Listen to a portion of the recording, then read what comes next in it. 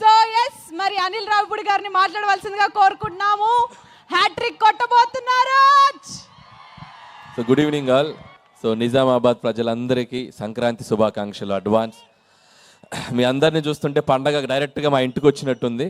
So మీ దగ్గరకు రావడం చాలా సంతోషంగా ఉంది. అలాగే ఎమ్మెల్యే గారికి కూడా చాలా థ్యాంక్స్, అండ్ అలాగే పోలీస్ డిపార్ట్మెంట్ అందరికీ థ్యాంక్స్. ఈరోజు ఈవెంట్ ఇక్కడ మాకు చక్కగా అరేంజ్మెంట్ చేసుకోవడానికి అవకాశం ఇచ్చారు. అలాగే సంక్రాంతికి వస్తున్నాం ట్రైలర్ మీ అందరూ చూశారు. సో సినిమా మీరు ట్రైలర్ చూసింది ఇంతే. సో సినిమాలో ఇంకా చాలా చాలా చాలా ఉంది.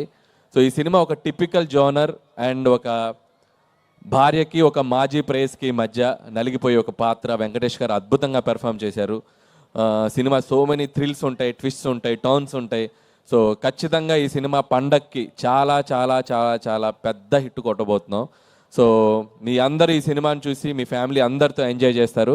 అండ్ రాజు గారు, శిరీష్ గారు లోకల్ బాయ్స్ అండ్ ఇద్దరు. సో వాళ్ళ బ్యానర్లో నాకు ఇది ఆల్మోస్ట్ ఇది చేసిన 8 ఫిలిమ్స్లో 6th ఫిలిం.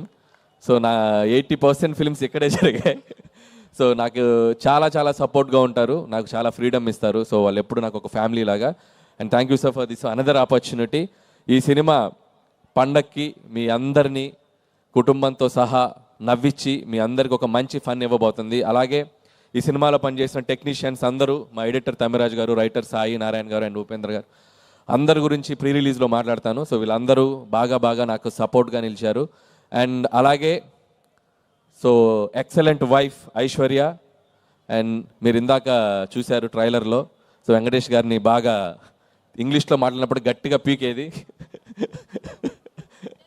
తెలుగులో మాట్లాడు అని. సో అలా ఆయన్ని చాలా చాలా బాగా టార్చర్ పెట్టింది. సో అలాగే మాజీ ప్రేయస్ల మీనాక్షి.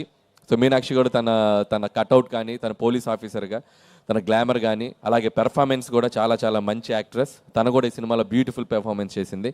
అండ్ వాళ్ళిద్దరు కూడా నా బెస్ట్ విషెస్ చెప్తున్నాను. అండ్ అలాగే మా విక్టరీ వెంకటేష్ గారి గురించి ఎన్నిసార్లు చెప్పినా ఒకటే మాట. సో మా వెంకీ మామ, మీ అందరికీ నచ్చే వెంకీ మామ. సో సినిమా కోసం ప్రాణం పెట్టేస్తారు. అండ్ ఆయన కెరియర్లో చాలా చాలా చాలా గొప్ప పాత్రలు చేశారు. అండ్ ఖచ్చితంగా ఈ సినిమాలో ఈ పాత్ర చాలా డిఫరెంట్గా ఉండబోతుంది.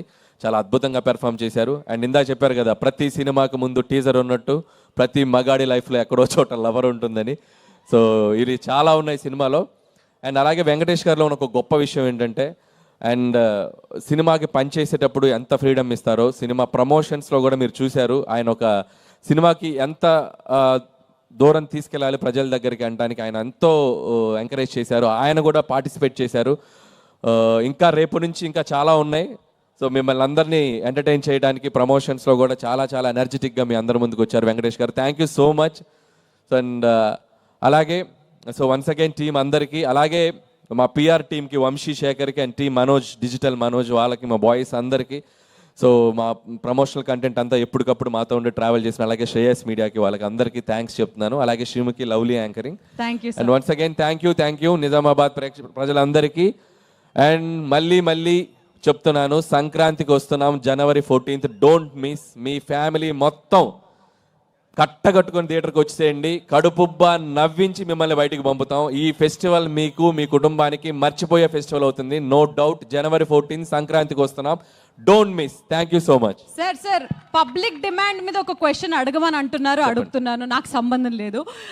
మీరు ఇప్పటివరకు డైరెక్టర్గా చూసాము, సోషల్ మీడియాలో ట్వీట్స్ కానీ అవి ఇవి కానీ బాగా వైరల్ అవుతున్నాయి.